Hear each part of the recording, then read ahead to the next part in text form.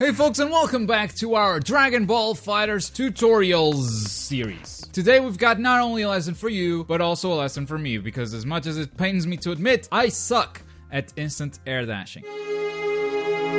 I don't suck, I know how to do it, it's just hard to do it consistently in a match. I needed to practice, and because I needed to practice, I did some research on how to get better, and I decided to share the results of that research with you guys. So today's lesson is all about instant air dashes, or IAD for short. That's the first lesson. Every time you see in a combo list or something, you see someone saying IAD, that's what it means, instant air dash. So what is it? You might have seen many players do stuff like this during matches. That first movement, that's the instant air dash. Have you ever been in a corner and someone did something like this? That's the instant air dash. Has someone ever ran away from you by doing something like this? That's an instant air dash. On our last lesson, we talked about the 5 fundamentals that you need in order to master Dragon Ball FighterZ. The instant air dash is an awesome tool for pressure, for combos, and for neutral. Wow, a 3-in-1, so how do you do it? Most beginners will first jump up in the air and double tap the forward button. And for as fast as you try to do this, you can never do it too close to the ground. So I wouldn't really call this an instant air dash, it's just kind of an air dash. The way you want to do it closer to the ground is by jumping forward with a diagonal jump by pressing up and forward at the same time, or up and backwards, and then tapping the forward button once more.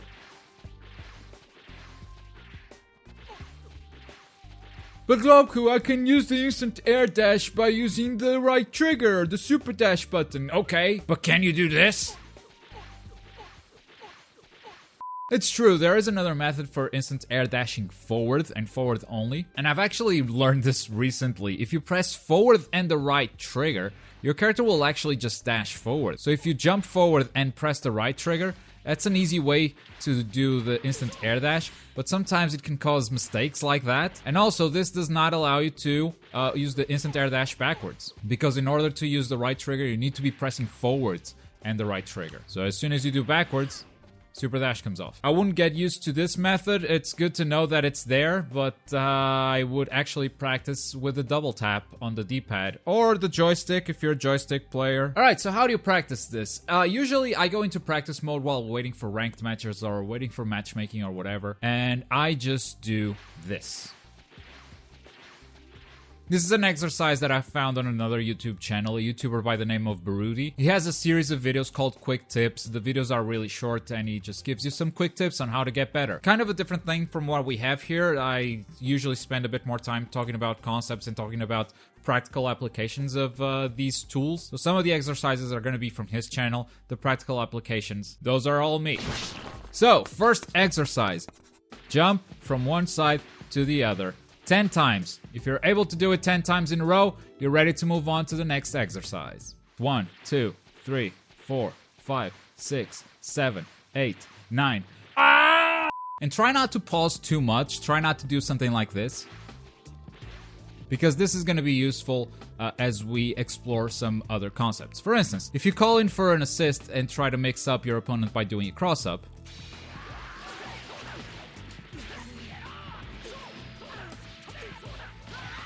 a single cross-up is already a good tool, but once you do it once or twice, your opponents will learn to react to it, and that's when you do the double cross-up. And that's why you should not pause too much during that exercise. You can maybe pause every 2 jumps. Pause. Pause. Pause. But you know, the easier it is for you to do this without thinking too much about it, the better it will be when you go into a ranked match. Cool, after you do that 10 times in a row, you're free to move on to exercise 2. And this exercise is about sequential instant air dashes in the same direction. So you're gonna start right next to your training dummy, and you're gonna do 3 instant air dashes backwards, followed by 2 forwards. 1, 2, 3, 1, 2. This is so you don't create the weird habit of just instant air dashing back and forward, so your fingers get used to instant air dashing in the same direction multiple times. If you're able to do this whole sequence, let's say 5 times, you're good. Exercise 3. Set your enemy to guard all attacks and start testing out some attacks yourself. So instant air dash and heavy attack. I actually missed there. That's important. There you go. That's what I wanted to do. That's what I wanted to do. That's not even an instant air dash. That's what I wanted to do. I crossed up. So what's gonna happen here is you're gonna start figuring out the timing of your attacks and how close you need to be to your opponent in order to pull this off. Because if you are too close, you will actually miss the attack like I did many times already. And also, you can press the button too late and the attack will also miss. So with this, you're supposed to, you know, get a feel for when you have to use the heavy attack button in your instant air dash. If you are too close to the opponent though, you will cross to their backs. The heavy attack button in general will not work. There are some exceptions. Goku Black, for instance, I know I use this heavy attack a lot. But when crossing up, general rule of thumb, almost every character can hit with a medium attack.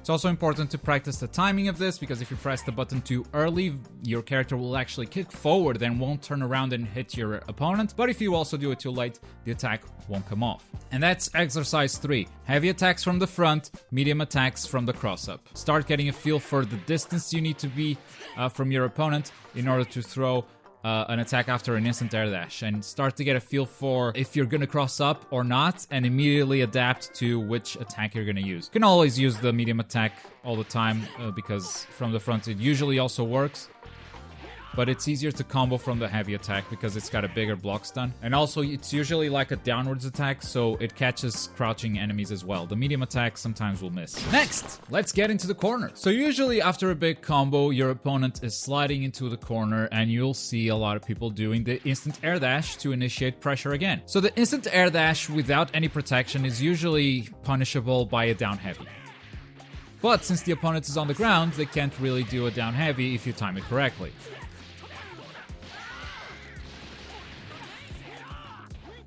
And you're immediately in another pressure situation. So that's what I want you to practice with exercise 4. I want you to do a Dragon Rush because the opponent is blocking every attack. Send them to the ground and practice your timing on the instant air dash as soon as they get up. If you do it too soon, you will whiff, and that is punishable by a player that mashes buttons on wake up. So get your timing correct and get your instant dashes solid enough to do this. Also, you can practice some variations by doing something like this. What did I just do? I did 2 air dashes.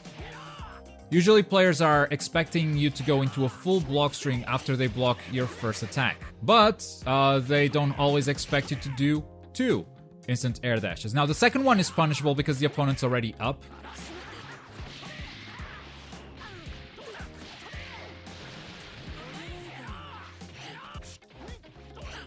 So if you're afraid of getting punished by that, make sure to call in for an assist to cover for you.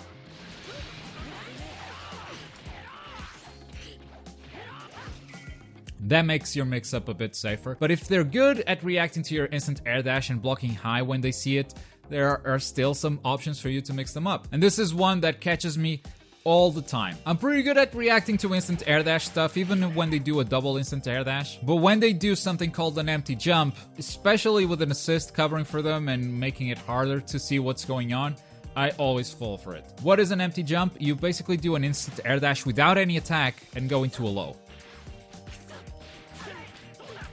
And we've talked a lot, but that's the whole exercise 4. I don't want you to create some bad habits by repeating this too much. I don't want you to create bad habits by repeating this too much. And I don't want you to create bad habits by repeating this too much. I want you to vary between these 3 possibilities and get used to all of them, and start practicing with your assist as well, because if you're calling an assist while instant air dashing, you will most likely tag them because you're holding forward and the assist button. Some assists are faster, so you can do it right away. Others you have to wait a little bit, like Kid Buu.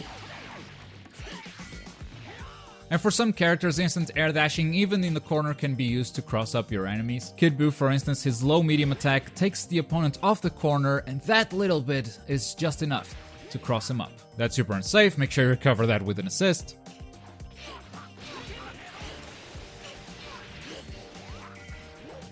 16 is also able to move you away from the corner by using his command grab. There are characters like that you need to keep an eye out for when you're defending against them for sure. But if you're using them, hey, instant air dash is also good for these situations. And then you got characters like Hit, who in a corner after an instant air dash, they can throw 3 attacks before they even land. Some characters can throw 2, but very few characters can throw 3 attacks from an instant air dash, and that is enough to mix up a lot of opponents.